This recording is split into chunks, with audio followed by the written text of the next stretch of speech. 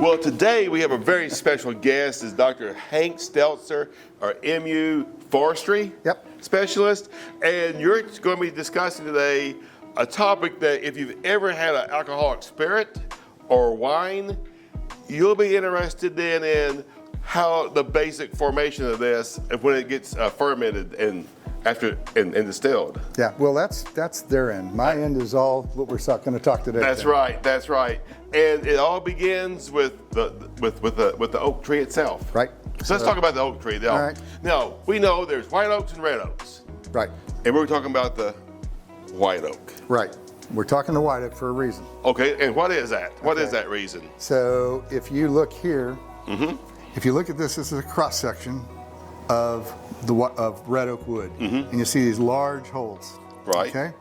Those are called vessel elements. They are actually, think hollow soda straws.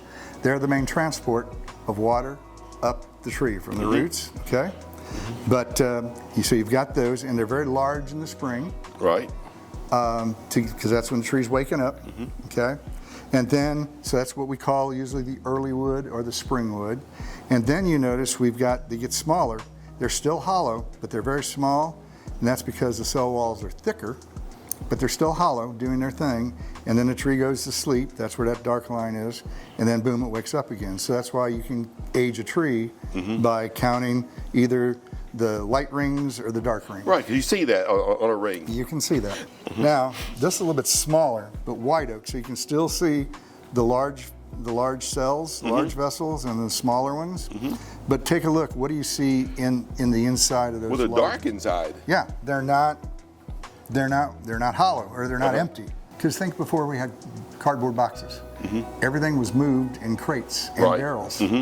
So from water to liquids to solids. Well, what happens here is they leak.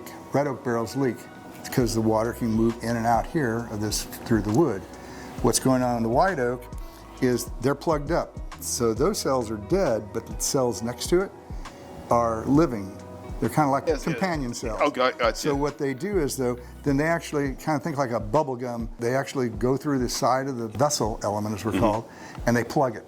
And they're full of sugars. So that's one thing. Not only does it make it watertight, but it also then, some of those sugars, that's what's gonna, when we talk down the road, what gives the flavoring to the spirits and the wine. So white oaks have these sugars, but now, because they're plugged, will they be not as efficient as a red oak? They get plugged down the road. Okay. So yeah, they do their job the first year, second year, but then as the all wood, even the red oaks, they will actually get hard and plug up. Think the heartwood, right, and you go through. So that gives strength to the tree to allow them to grow for great heights. But no, the sugars, they'll actually start plugging up those vessel elements first year, because you got the next year that's going to do their water thing for the tree. Okay. But anyway, so that's the anatomical. And white oak, there's a true white oak. There's a true white oak, Quercus alba. And then there's like bur oaks or white oaks. Yeah, Quercus macrocarpa, the McBain bur oak, right? That's big old white oak, but it's different than the true white oak. Right. True white oak occupies a very large percentage of our woods. Our Missouri woods are oak hickory type. Right. So you got oaks and hickory. So if you walk in the woods, 3 out of every 4 trees that you encounter is going to be an oak or hickory. And then amongst that, usually the red oak and the white oak, true white oak, those are the ones that occupy the major part of the trees in the forest. So Missouri is like the hotspot for white oaks. We're the #1 stave producer, produces the staves, the raw material going into the barrel.